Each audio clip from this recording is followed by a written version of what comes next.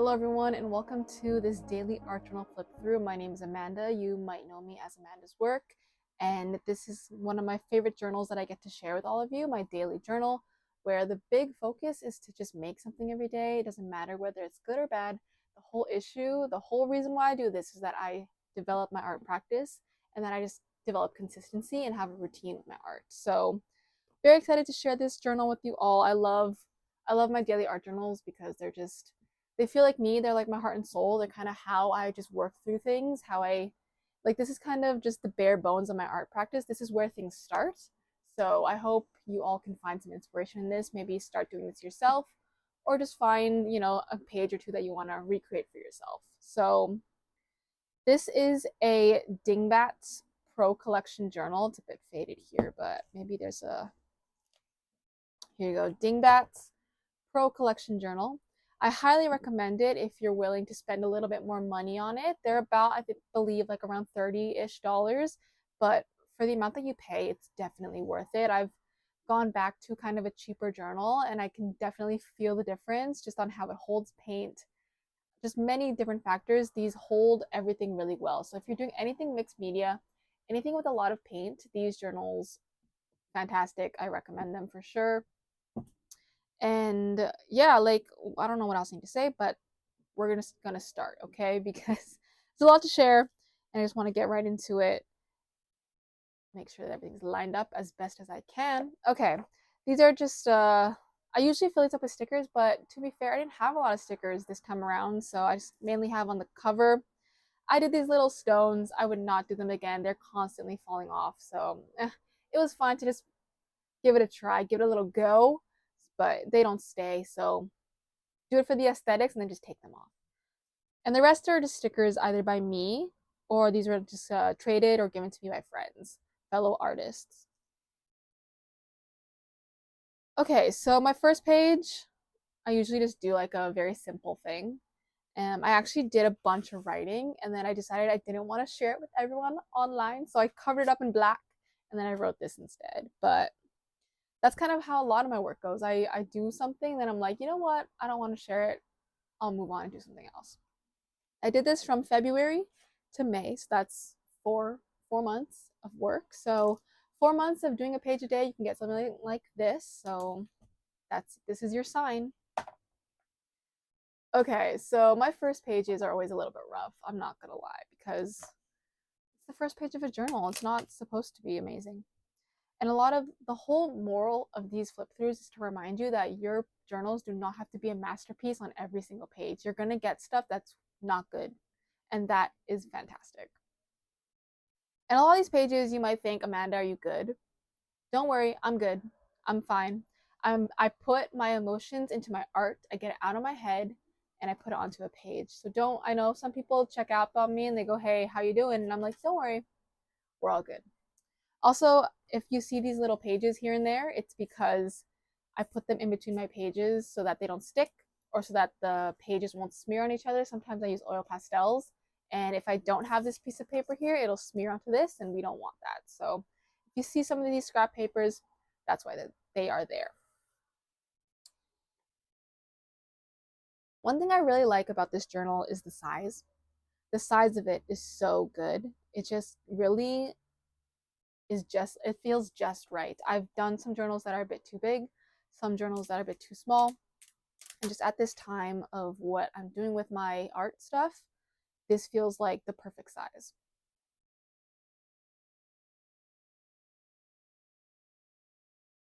Here is a lot of just paint practice. I've been doing a lot of pages like this, trying to practice kind of how to tape and how to use paint properly in a way that I can get really smooth paint pulls and things. And hit or miss. Some of them you'll see are really cool, some are not. But a lot of it was just for me to practice how to align my tape and how to use things like matte mediums and stuff and experimenting. A lot of these pages are experimenting. A lot of the times I'll just get some new supplies and I'll just try it on a page and we'll see where it goes. But this one here, I'll show you what happened. It turned out so bad, but you know what you can always do? Cover it up with a piece of paper and move on. But yeah, this one ended up not working out the way that I want to at all, and that's why it's covered up.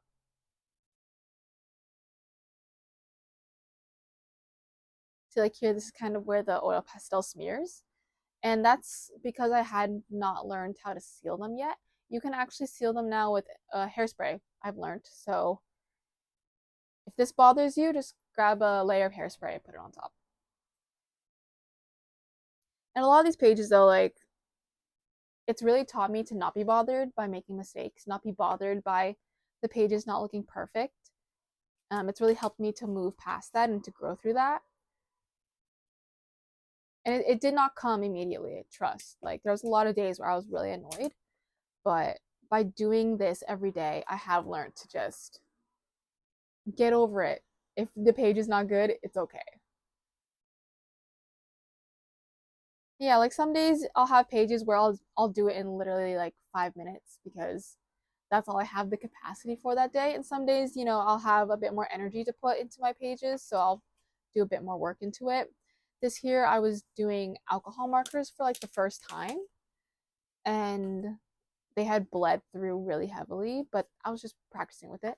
So on this side, I did a bunch of painting on it, but the pages held up really, really well. Like if I did this on another journal, it would be dead, okay? But for this journal, it holds it really well. This is probably the best journal I would say for mixed media that I have used so far. And yeah, if anyone ever asks, I always tell them to pick up a Dingbats Pro collection.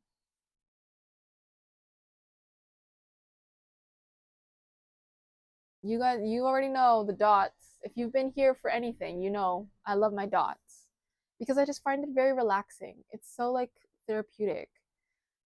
Try it and then you can let me know. But I find it just really fun to just put on a TV show and then just do this for like an hour or so, and it feels so good too. It feels great.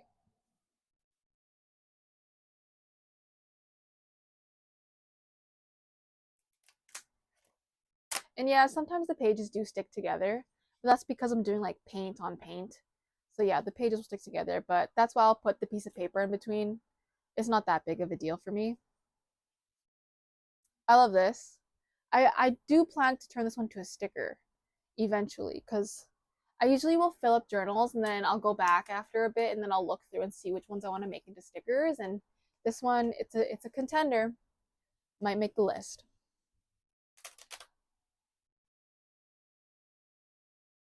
I relate to this one a lot. Always, always I relate.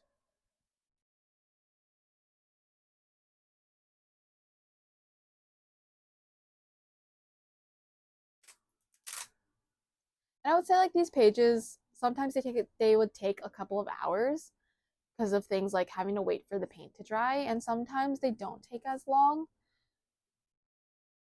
It really depends on kind of how my day is going. I usually do this before I go to bed. So it's like a nighttime thing. And then it's like the last thing I do kind of before I wrap everything up and I go to bed. Part of like, I guess, my bedtime routine. But yeah, sometimes I'll work on them throughout the day. It really depends. But I find that when I do things at night, it looks very different than when I do things during the day.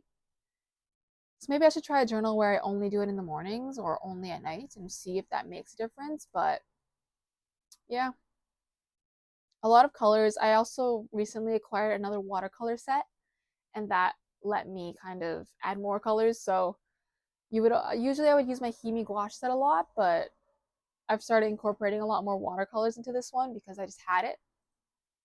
And it's been nice to just have some new colors in rotation.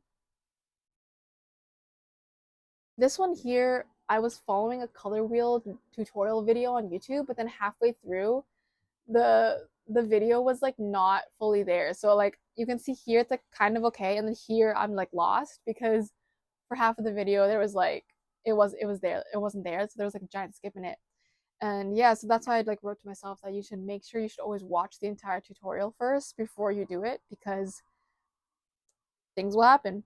But it's okay. I also had this here because I made this page and I didn't really like it, but I had kind of my I scrap paper from this, so I just ended up sticking it on top, just cover it up so that I don't have to see it every single time I see this page. That's like the realities of having a journal like this, though. I find it so fun though to look back on this and be like, oh yeah, remember when I followed this YouTube tutorial and I learned my lesson? Mm-hmm.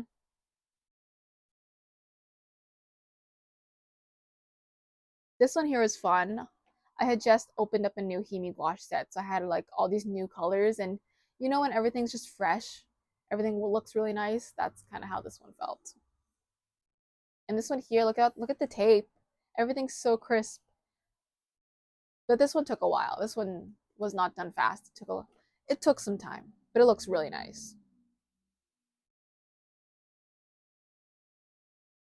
This page here, I had just gotten some acrylic paint pens given to me, and they're really fun to use. They're really fun, but they do dry out after a while, I've noticed, but they're really fun to use, and I definitely will keep using them for as long as I can.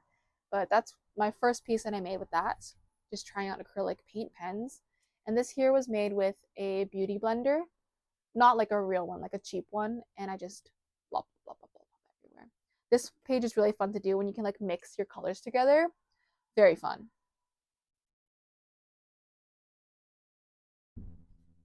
And this one here, I was just swatching my acrylic paint pens, seeing all the colors that I have. This one here, I had done something underneath and it was not nice. I did not like it at all. So I covered it up and moved on. But it's true though, like making mistakes, that's how you get better. So don't feel like every page has to be amazing. It's okay. And I love making pages like this. This is like another one where you kind of cover things up as you go. And when you go in with no plan, it's okay because you'll end up with really fun pages like this.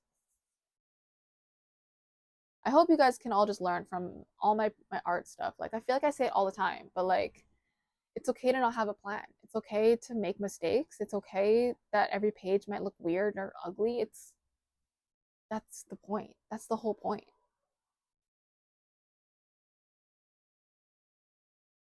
I remember when everyone was using those AI starter packs, so the artists started drawing them. That's my rendition of this.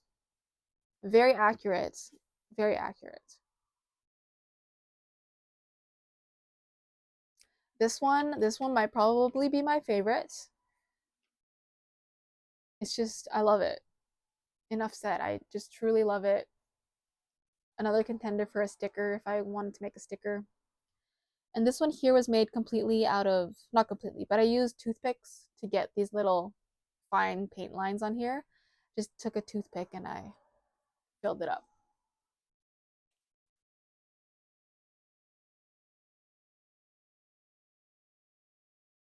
I made a whole YouTube video on this one, so it's somewhere on here you can find it. I have a whole video just yapping. I think I was just in my backyard enjoying the sun and just doing the page.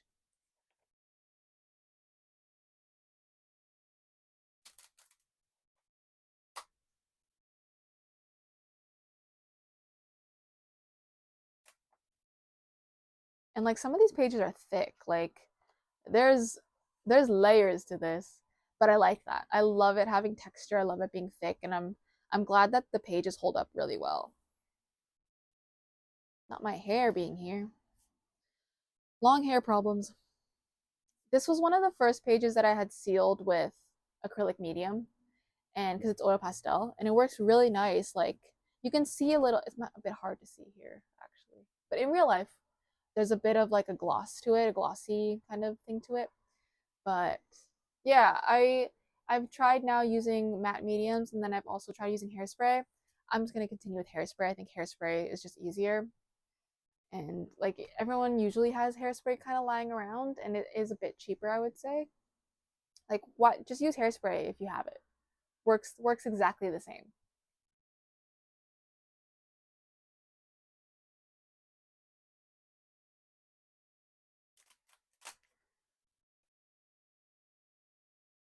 And what I've definitely noticed about doing these kind of um, art journal tours is that the pages that I don't really like or the pages that I don't really care about are the pages that people care about. People will comment and be like, I love this page at this, whatever. And I'm like, oh, I actually don't care about that page at all, but I'm glad you like it. it just really is true that you never know how your art might speak to someone else. Because some art that does not speak to me at all, everybody loves it.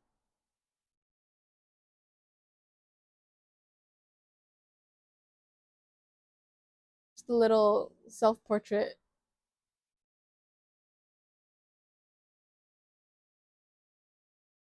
and another self-portrait.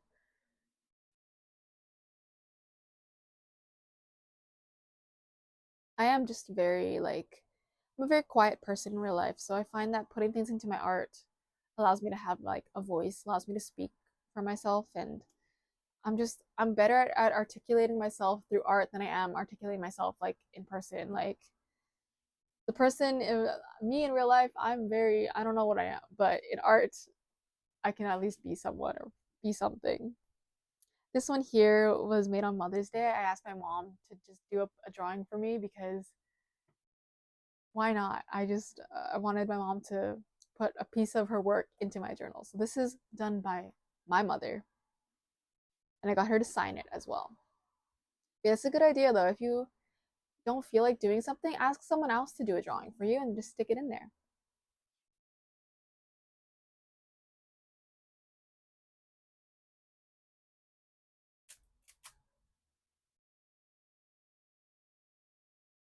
If you know, I got really into bugs. I've been practicing them a lot in my sketchbook, so sometimes I try and take my sketchbook stuff and implement it in here, but yeah, we're in the bugs.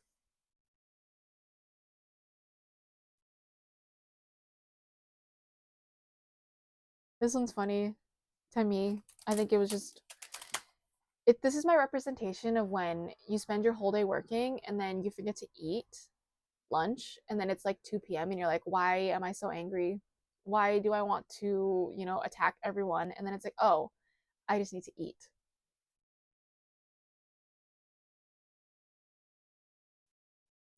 This one here, I just got some new acrylic paints. They're by what's the name? Chroma acrylics. They're really, really nice. They're like on Granville Island. If you're in the Vancouver area, go and give them a little visit. Their paint is really, really nice. Very impressed by their acrylics.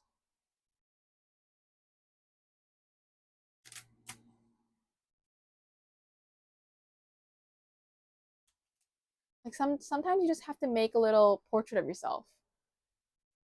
Because this represents me very, very well. And I feel like anyone who like looks at this, they're like, yeah, that is Amanda. Like this speaks the message is clear. The people know. The people know when they see this, they read it, they're like, yeah, that is Amanda. And sometimes that's all you really need for a page. You don't need a lot. You just need this to say what you mean.